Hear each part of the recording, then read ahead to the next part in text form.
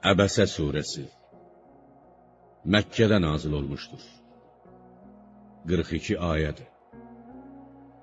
Bağışlayan və mehriban Allahın adıyla.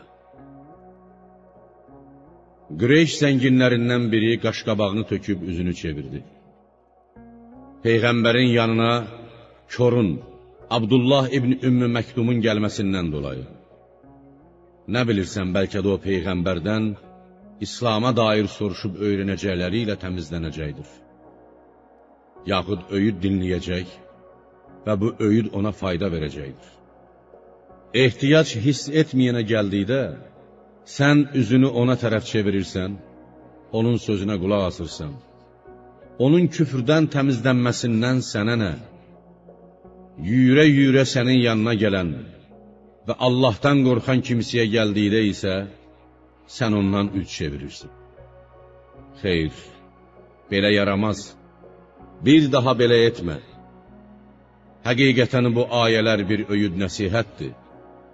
Kim istəsə, ondan öyüd alar. Bu Qur'an, Allah dərgahında çox möhtərəm, mötəbər səhifələrdə, qədir qiyməti yüksək, şanı uca, tərtəmiz səhifələrdədir. Şeytan onlara toxuna bilməz.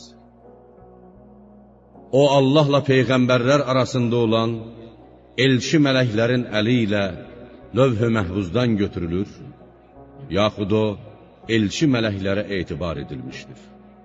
O mələklər ki, Allah yanında çox möhtərəm, Allaha çox mütidilər. Ölsün kafir insan, o nə nankördür. Bu təkəbbür onda hardandır? Allah onu hansı şeydən yarattı? Allah onu bir qətrə dəyərsiz nütfədən yarattı, ona biçim verdi. Sonra onun üçün ana bətnindən çıxış yolunu asanlaşdırdı. Sonra onu öldürüb qəbrə qoydu. Sonra da istədiyi vaxt onu dirildəcəkdir. Xeyr, insan Allahın ona buyurduğunu hələ yerinə yetirməmişdir. İnsan hələ bir yeməyinə baxsın, görsün ki, ona necə ruzi verdik. Həqiqətən biz yağışı bol yağdırdıq. Sonra yeri gözəl yaratdıq, yaxşı yardıq. Belə ki, orada dənli bitkilər göyərtdik. Üzüm və yonca, zeytun və xurma bağları, ağacları bir-birinə sarmaşan bağçalar, növbə-növ meyvələr və ot ələf yetişdirdik. Bütün bunlar sizin və heyvanlarınızın istifadəsi üçündür.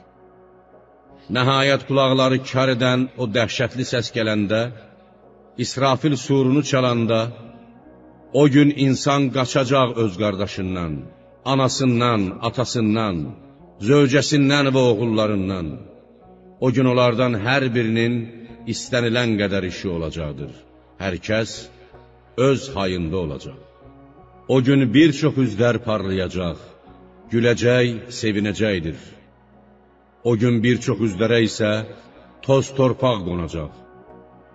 Onları zülmət, yaxud his bürüyəcəkdir. Onlar, pis əməllərə uyan kafirlər, pozğunlardır.